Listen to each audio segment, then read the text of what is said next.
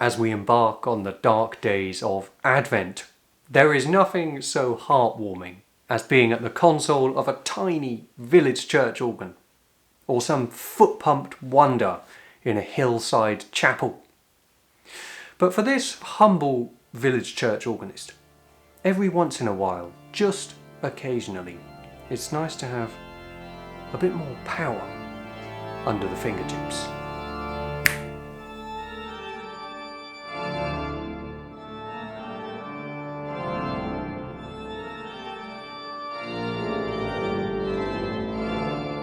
Welcome to Wells, one of England's tiniest cities, whose mighty cathedral has dominated the landscape since the 12th century. This magnificent building is the first of its kind to have been built in the Gothic style, with a richly decorated facade and towers soaring up into the heavens. We arrive and find the cloisters hushed and silent, and the nave itself as peaceful as any village church I've ever been to.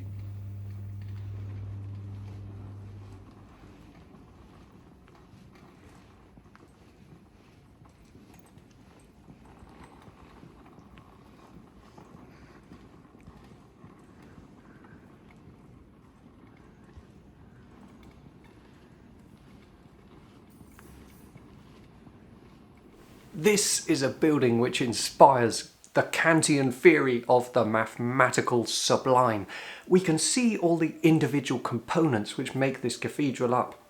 And we can see the cathedral in its entirety, but the brain simply cannot compute this incredible structure.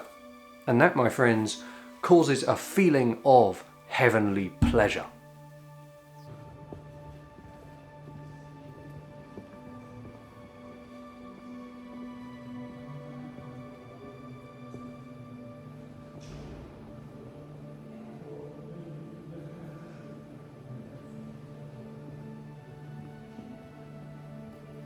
I was asked to give a recital here at Wells Cathedral, which is an incredible privilege. But given that I suffer from the most chronic form of shyness, and that I owe it to organists to show the real craft behind playing the church organ, I decided instead that I'd like to make a video about the Wells Cathedral organ, so that many thousands of you can listen to its 5,000 pipes from all around the world, but with an intimacy just like you were stood right next to me.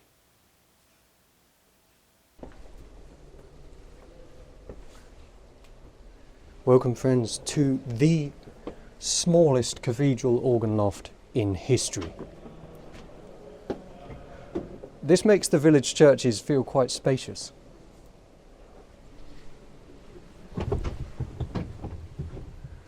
I have not played an organ like this for many years. A completely different kind of prospect to what I'm used to. But the principles are roughly the same. This is an organ which was built largely in 3 different stages. It's originally the work of Henry Willis in 1857. And then about 60 years later, a firm called Harrison and Harrison completely transformed this instrument to make it much more the proportions of a cathedral organ, which was required for this huge, spacious building. And then in the 1970s it had another overhaul, a big clean, and some modern electrics fitted. I say modern, they're still in there, and they date from the 1970s, and you wouldn't get in an aeroplane which was built in the 1970s to fly across the Atlantic. At least I hope not. And that's part of the problem with this instrument. It's now due another hefty renovation. In fact, Wells Cathedral is halfway through a £2 million fundraiser for this instrument. Aside from the unreliable electrics, this organ has a broken wind reservoir, which means that the lowest keyboard can't be used at all, nor can most of the fluty sounds in the pedals. After 50 years of dirt and grime, It's also due a massive clean, which involves, unbelievably, removing every single one of the many thousands of pipes and washing them individually so that they get their bright sound back. Today, my friends, I'm focusing on this organ's strengths now that I know which sounds don't work. But do take a look at the Wells Cathedral website if you'd like to read more about the project.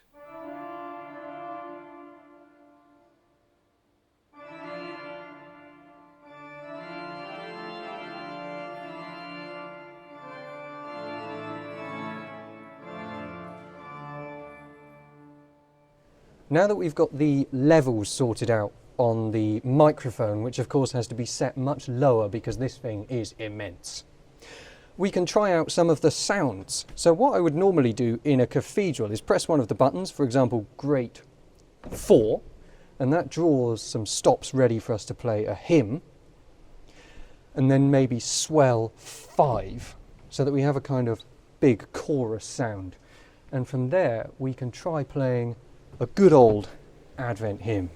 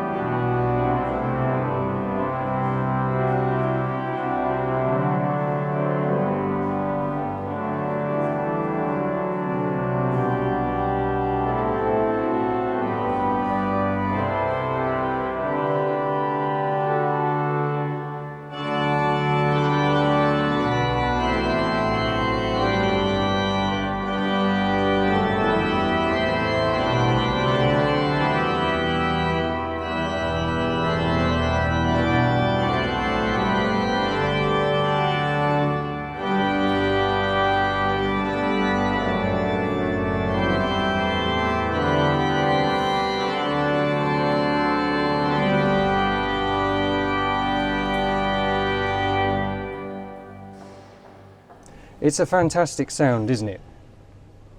Did you notice I was changing these buttons while I was playing so that it instantly draws different sounds into play? It's so much more user-friendly than a village church organ. Down here, this organ has 2 swell pedals or expression pedals. These are actually controlling massive boxes high up in the organ with shutters. When you push open those shutters, the organ roars, and when you close them, it traps the sound.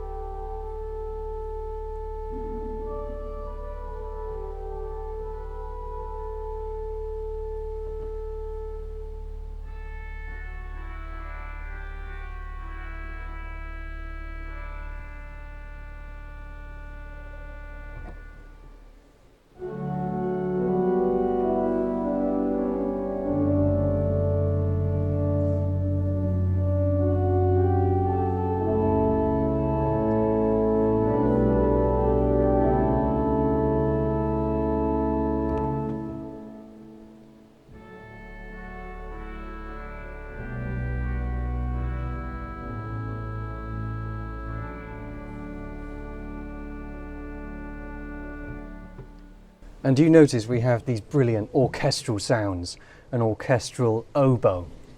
On a village church organ, orchestral oboes are quite rare, whereas an instrument like this, a lot of its function, certainly in the 19th century, would have been to play orchestral transcriptions, but also it gives this instrument a huge amount of flexibility in this space for recitals, but also for accompanying. Wells Cathedral holds services every day, including evensong sung by the cathedral choir. The organ needs to be able to speak in 2 directions, east and west, depending on whether the congregation and singers are in the choir or in the immense nave. Instruments like this one are stunning works of craftsmanship, and they are as ingenious as the elegant 14th century scissor arches which brace the tower, or the ancient Wells Cathedral clock.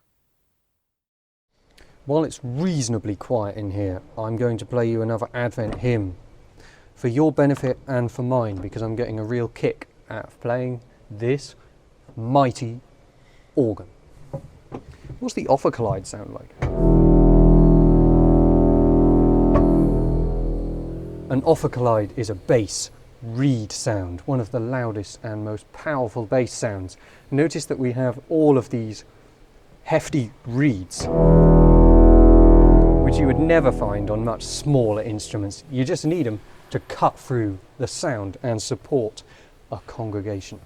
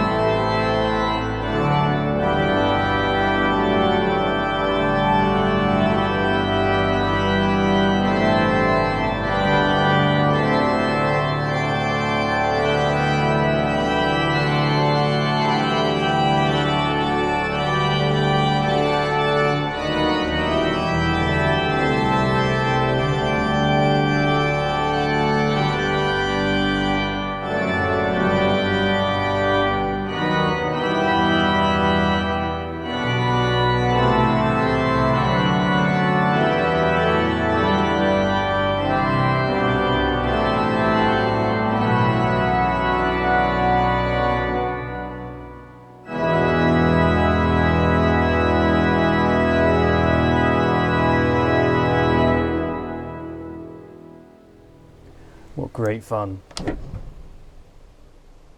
One of the best features about organs like this one is the ability to change manuals so that you can change the sound. So you don't even have to press any buttons, you just move up or down. Generally speaking, this keyboard is the loudest, this one is the second loudest, and these are the two main keyboards that you use on a pipe organ, the grate and the swell. One of the additions to this organ by the firm Harrison and Harrison were plenty of Baroque sounds for music like Bach, Buxtehude. Baroque sounds are things like mixtures, very high, spiky sounds.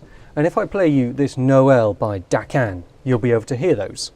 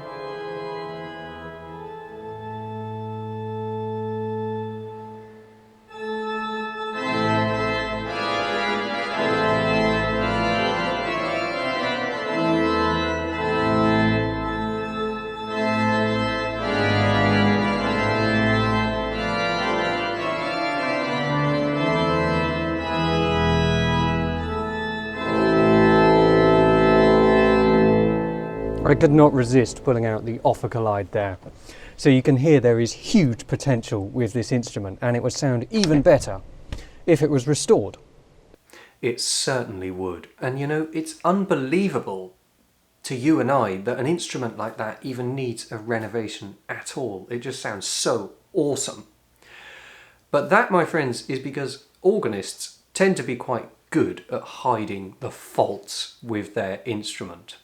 The audience often doesn't realise there's any problem at all. But that instrument has not been cleaned for about 50 years. The pipes are covered in dust, apparently. And that takes all of the brightness out of the genius sounds on all of those different stops. The electrics are also old, and there are a number of big problems with the organ. One of which, I believe, is that one of the wind reservoirs actually collapsed earlier this year. So the whole choir division, that's the bottom manual, can't be used at all. It's really important that we maintain these big church organs because they are the standard bearers, blasting hymns and organ music into the future. So thank you to Carolyn for inviting me to play at Wells. But I'd like to end with one more piece of music.